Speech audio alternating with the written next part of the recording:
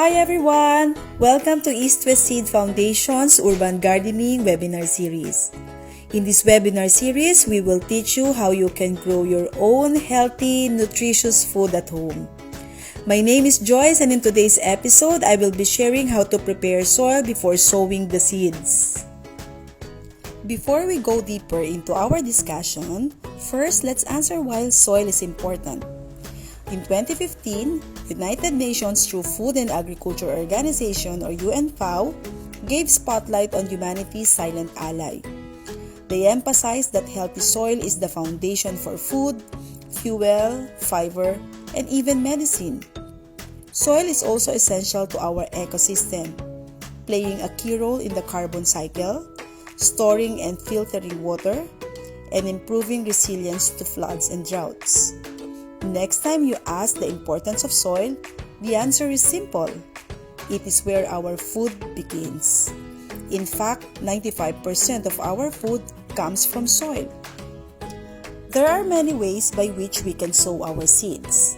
For the sake of our discussion, we will be focusing on two ways. First is the container or cellular method, and second is the seedbed sowing. In container cellular method, it's best to choose the container to be used. It would be a lot more economical to use containers available in our home. Containers can be rolled leaf, eggshell, egg tray, toilet rolls, plastic cups, and seedling trays. When you grow seedlings in a container, you can ensure that sterilized growing media is being used, as you yourself will prepare the seedling medium. Seedlings are also healthy and disease-free. Since you grow in containers, you can make efficient use of seeds, as you can count how many seedlings do you need. In containers, you can expect uniform and vigorous plants as every seedling receives the same kind of care. You can also reduce transplant shock as it develops healthy root system. Thus, this will lead to a better field establishment. The illustration shown in this slide is the whole process one has to undergo should he or she decides to make his or her own soil mixture. The mixture should be loose but firm. Details on each step will be explained in the following slides. Step 1 is preparing the mixture. Part of preparing it is sieving the soil and other components to come up with fine particles. Now our mixture composition is ready.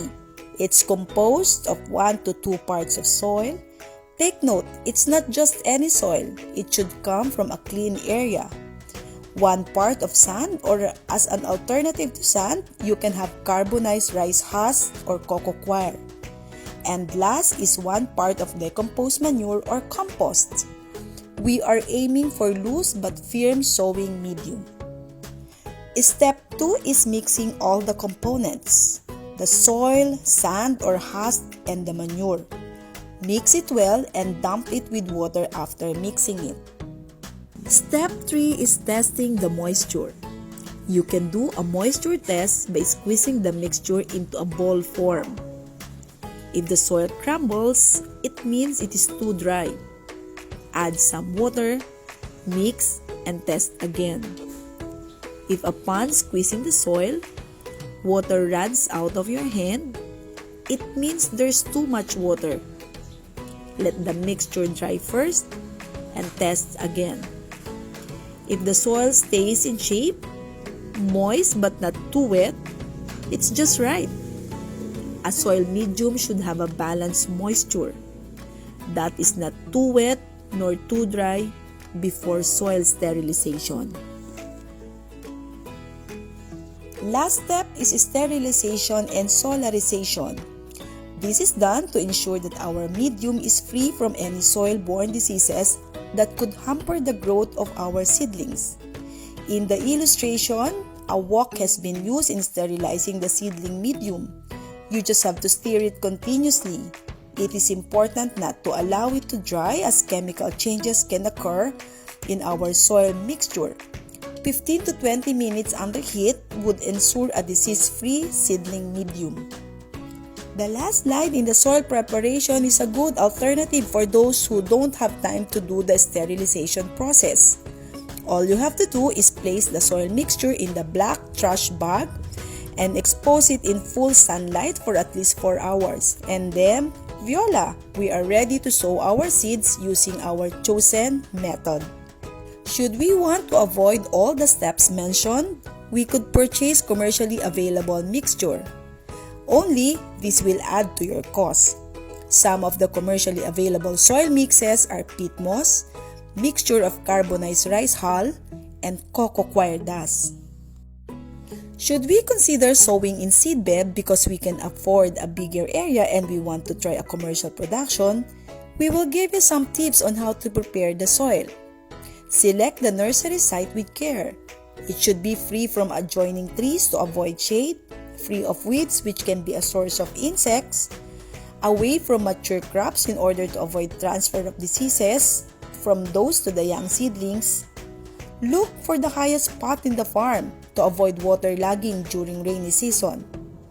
At the minimum, it should be sandy loam, similar to the sowing medium covered earlier. One important consideration in seedbed sowing is the type of soil. We can, however, do this through visual observation. In this slide, we intentionally use photos wherein you could easily distinguish the bad soil on the left from the good soil on the right. Ideal type of soil should have a good aeration, good water holding capacity, and is fertile, having nutrients to support plant growth. One important preparation in seedbed sowing is the sterilization through solarization. This is to prevent soil-borne diseases from pestering the seedlings. Start preparing the soil well ahead of the planned sowing date. Incorporate well-decomposed manure or other organic materials like rust hulls, cocoa pits, and others. This is to promote the water-holding capacity and aeration of the seedbed. The seedbed should have adequate nutrients. Shape raised beds which are approximately 10 to 15 cm high and are 80 to 100 cm wide. The bed should be completed by leveling, raking, and watering about 2 weeks before the seed is sown. Maintain a distance between the rows of approximately 8 to 10 cm. Use a wooden stick to imprint the rows in which the seeds will be sown. Cover the seeds gently with soil. Water the bed slightly after sowing. Make sure that the beds are well saturated at lower levels before sowing. Plant growth can be regulated by careful watering. Only give water when moisture is needed.